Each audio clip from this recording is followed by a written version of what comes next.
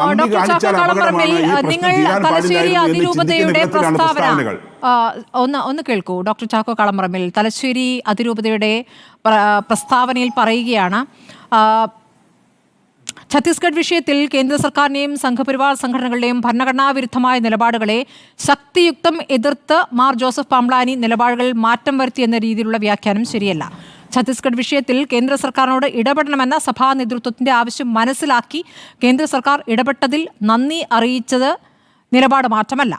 വർഗീയ ധ്രുവീകരണം ഒഴിവാക്കാനുള്ള സുചിന്തിതമായ നിലപാടാണ് പിതാവ് സ്വീകരിച്ചതെന്ന്. വർഗീയ ധ്രുവീകരണം ഒഴിവാക്കാനുള്ള എന്ത് നിലപാട് എന്ന് മനസ്സിലാക്കാനാകുന്നില്ല. മാത്രമല്ല, വർഗീയ ധ്രുവീകരണം ഉണ്ടാക്കുന്ന നിലപാടുകൾ പലപ്പോഴും സഭയുടെ ഭാഗത്തു നിന്നുള്ള പ്രതികരണങ്ങളായി വന്നിട്ടുണ്ടല്ലോ. ഇവിടെ ലവ് ജിഹാദ് വിഷയം ഉന്നയിക്കുകയും മുസ്ലിം വിരുദ്ധ പരാമർശങ്ങളും നടത്തിയ പിതാക്കന്മാർ ഇഷ്ടം പോലെയുണ്ട്. സ്മൃതി, ഇന്നത്തെ ദിവസത്തിൽ താങ്കൾ ഇത് പറയുമ്പോൾ എനിക്ക് അതിശയം തോന്നുന്നു. താങ്കൾ മാധ്യമ പ്രവർത്തക എന്നുള്ള നിലയിൽ എങ്ങനെ ഇത് പറയുന്നു എന്ന്. ഇന്നും ഒരു കേസ് വന്നിരിക്കുകയാണ്, നിർബന്ധിത മതപരിവർത്തനത്തിന് വിധേയമാക്കിയിരിക്കുന്നു സോനയെ. ആത്മഹത്യക്ക് പ്രേരിപ്പിച്ച ഒരു വ്യക്തി അറസ്റ്റ് ചെയ്തിരിക്കുകയാണ്. അപ്പോഴും താങ്കൾ പറയുകയാണ് പിതാക്കന്മാർ തെറ്റാണ്. അതൊരു മാസ് ഐഡിയോളജിയാണ്, അല്ലെങ്കിൽ ഒരു ആലോചന, ഒരു ഗൂഢാലോചനയുടെ ഭാഗമായി ഒരു വിഭാഗം നടത്തുന്നതാണെന്ന് ഗുരുതരമായ ആരോപണമാണ് നിങ്ങൾ ഉന്നയിച്ചത്. അതെങ്ങനെയാണ് ശരിയാവുക? ആ കേസ് ആര് തള്ളുന്നു? ഇനിയും അത്തരത്തിലുള്ള അബദ്ധങ്ങളെ ഒറ്റപ്പെട്ട സംഭവങ്ങളായി കാണരുത്. ഇവിടെ നടന്നിരിക്കുന്ന സംഭവങ്ങളിലൊക്കെ ഏതൊക്കെ സംഭവങ്ങളാണോ നിങ്ങൾ നോക്കിക്കൊണ്ട് നിരവധി സംഭവങ്ങൾ ഞാൻ ചൂണ്ടിക്കാണിക്കാം. അവിടെയൊക്കെ സ്ത്രീകൾ കൊല്ലപ്പെട്ടിട്ടുമുണ്ട്, പുരുഷന്മാർ രക്ഷപ്പെട്ടിട്ടുമുണ്ട്. ആ സംഭവങ്ങളെല്ലാം ലവ് ഉണ്ടായിരുന്നില്ല, മറിച്ച് ജിഹാദി ആത്മഹത്യകൾ നടക്കുകയായിരുന്നു, ജിഹാദി കൊലപാതകങ്ങൾ നടക്കുകയായിരുന്നു എന്നുള്ളത് വ്യക്തമാകത്തക്ക വിധത്തിൽ പോലീസ് കേസുകൾ വരെ വന്നു കഴിഞ്ഞു ഈ കാലഘട്ടത്തിൽ. ഇനിയും അതിനെ മറച്ചു വെക്കാൻ ശ്രമിക്കരുത്. അത് മാധ്യമധർമ്മമാകുമെന്ന് ഞാൻ വിചാരിക്കുന്നില്ല. സ്ത്രീകൾ വിവാഹശേഷം വധുക്കൾ ആത്മഹത്യ ചെയ്ത സംഭവങ്ങൾ തുടർച്ചയായി ഉണ്ടായ ഒരു കാലം കൂടിയാണിത്. അത് ഏതെങ്കിലും ഒരു വിഭാഗത്തെ, ഏതെങ്കിലും ഒരു സമുദായത്തെ കുറ്റപ്പെടുത്താവുന്ന വിഷയമേ അല്ല. ഡോക്ടർ ചാക്കോ കളപ്പറമ്പിൽ, നിങ്ങൾ തീ കൊണ്ടാണ് കളിക്കുന്നത്. സ്മൃതി, ഞാൻ ചോദിക്കുന്നത് മതപരിവർത്തനം നിർബന്ധിച്ചിട്ട് ആത്മഹത്യ ചെയ്ത കേസുകളൊന്ന് താങ്കൾ ചൂണ്ടിക്കാണിക്കൂ. ഗാർഹിക പ്രശ്നങ്ങൾ കൊണ്ടുണ്ടായിട്ടുണ്ടാവാം. മതപരിവർത്തനത്തിന് നിർബന്ധിച്ചിട്ട് ആത്മഹത്യ ചെയ്ത കേസുകളൊന്ന് ചൂണ്ടിക്കാണിക്കൂ. നമ്മൾ എല്ലാത്തിനെയും ഒരേ ഇതിൽ കൊണ്ട് കെട്ടരുത്. ഒരു തെങ്ങിനും കവുങ്ങിനും ഒരേ തളപ്പിടുക അല്ല, മതപരിവർത്തനം ആവശ്യപ്പെട്ട് ആത്മഹത്യ ചെയ്ത കേസുകൾ എത്രയുണ്ടെന്ന് താങ്കൾക്ക് എത്ര എണ്ണി പറയാൻ പറ്റും? നിങ്ങളെ വലിയ കണക്കുണ്ടോ? ശ്രീ എ കെ ബാലൻ എവിടെ നിന്ന് എവിടേക്ക് എത്തിയെന്ന് നോക്കൂ. അങ്ങ് എടുത്തിട്ടത് കൊണ്ടാണ് ഞാൻ ചോദിച്ചത്. നിങ്ങൾ ഈ വർഗീയ ധ്രുവീകരണത്തെ കുറിച്ചുള്ള നിങ്ങളുടെ തലവേദന നിങ്ങൾ കണ്ടതുകൊണ്ട് ഞാൻ ചോദിച്ചാണ്. യഥാർത്ഥത്തിൽ അങ്ങനെ ഒരു തലവേദന നിങ്ങൾക്കുണ്ടോ? നിങ്ങൾ ഉണ്ടാക്കുന്ന തലവേദനയെ കുറിച്ചാണ് ഞാൻ ചോദിച്ചത്. Shri A K Balan, love jihad ഉണ്ട് എന്ന് ആവർത്തിക്കുന്നു ഇപ്പോഴും.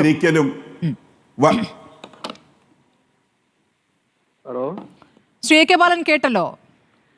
ഞാൻ കേട്ടില്ല, എന്താ പറഞ്ഞേ? അല്ല, അദ്ദേഹം പറഞ്ഞുകൊണ്ടിരുന്നത് ഇപ്പോൾ ലവ് ജിഹാദ് ഉണ്ട് എന്ന്. ഇപ്പോൾ കഴിഞ്ഞ ദിവസം ഉണ്ടായ ഒരു കേസ് ചൂണ്ടിക്കാണിച്ചിട്ടാണ്. മതപരിവർത്തനം ആവശ്യപ്പെട്ടു, ആ പെൺകുട്ടി ആത്മഹത്യ ചെയ്തു, ആത്മഹത്യാക്കുറിപ്പിൽ ആ കാര്യങ്ങൾ പറയുന്നുണ്ട്. പക്ഷേ ലവ് ജിഹാദ് എന്നൊരു സംവിധാനം ഇവിടെ പ്രവർത്തിക്കുന്നു എന്നാണ് പറയുന്നത്.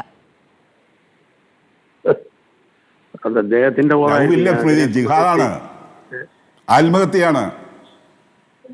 അതെ, ഈ സംസാരിക്കുന്ന സമയത്ത് പ്രത്യേകിച്ച് ഇങ്ങനെയുള്ള ആൾക്കാർ പറയുമ്പോൾ വളരെ വളരെ കരുതലോടുകൂടി സംസാരിക്കുന്നതായിരിക്കും നന്നാകുക. ഞങ്ങളിവിടെ പറഞ്ഞു, ഈ ഒരു സംഭവം ക്രിസ്ത്യൻ കമ്മ്യൂണിറ്റി മൊത്തം എതിർക്കുന്നതാണ്. എന്നാൽ ചില ബിഷപ്പുമാരുടെ സമീപനം എന്ന് പറയുന്നത് ആരാണ് പറയുന്നത്? ഞാൻ നിങ്ങൾ പറയുമ്പോൾ ഞാൻ ഇടപെട്ടിട്ടില്ല എന്ന് ഞാൻ പറയുമ്പോൾ അതിനറിയില്ല. എന്നാൽ ചില സഭാധ്യക്ഷന്മാരുടെ അനവസരത്തിലുള്ള ചില പ്രയോഗങ്ങൾ ഞങ്ങൾക്ക് അംഗീകരിക്കാൻ പറ്റില്ല. അനവസരത്തിലുള്ളത് പറയുമ്പോൾ അത് ഗോവിന്ദചാമിക്ക് സമമാണ് എന്ന് പറഞ്ഞതിനോടാണ് ഞാൻ എതിർത്തത്. ഒരു പാർട്ടി സെക്രട്ടറിയെ ആ രൂപത്തിൽ അപമാനിക്കാൻ നിങ്ങൾക്കൊരധികാരവുമില്ല. അങ്ങനെയുള്ള വാചകങ്ങൾ നിങ്ങൾ എടുത്തു കഴിഞ്ഞാൽ സ്വാഭാവികമായിട്ടും തിരിച്ചടി ഉണ്ടാവും. വർത്തമാനം പറയുന്നതിന് ആരും പിന്നോട്ടില്ലല്ലോ. രണ്ടാമത്തെ കാര്യം, സഭ ആർക്ക് വോട്ട് രേഖപ്പെടുത്തണം എന്ന് തീരുമാനിക്കാനുള്ള അധികാരം ഞങ്ങൾക്കില്ലേ ഞങ്ങൾ ചോദിക്കുന്നത്. ഉണ്ട്, തീരുമാനിച്ചോളൂ. അതിൻ്റെ ഫലമാണ് അനുഭവിക്കുന്നത്. അതേ ഞാൻ പറഞ്ഞിട്ടുള്ളൂ. മാത്രമല്ല നേരത്തെ ഇവിടെ സൂചിപ്പിച്ചില്ലേ, ഞങ്ങൾ തെരഞ്ഞെടുക്കപ്പെട്ട ഒരു നടൻ ഇപ്പോ ഡൽഹി ഞാൻ പറഞ്ഞത് അതല്ല. അത് ആരാ പറഞ്ഞത്? മോശമുള്ള ഒരു ഫാദറാണോ പറഞ്ഞത്? മോശമുള്ള ഒരു തിരുമേനിയാണോ പറഞ്ഞത്? എത്ര ഈ ദൃശ്യമാധ്യമങ്ങളിലും സോഷ്യൽ മാധ്യമങ്ങളിലും താങ്കളൊന്ന് നോക്കൂ, എത്ര മോശ അഭിപ്രായങ്ങളാണ് ചില സഭാ നേതൃത്വത്തിനെതിരായിട്ട് വരുന്നത്. അതാണ് എന്തുകൊണ്ട് അങ്ങനെ വരുന്നത്? ശരി, ശ്രീ എ കെ ബാലൻ, ഞാൻ അങ്ങയിലേക്ക് വരാം.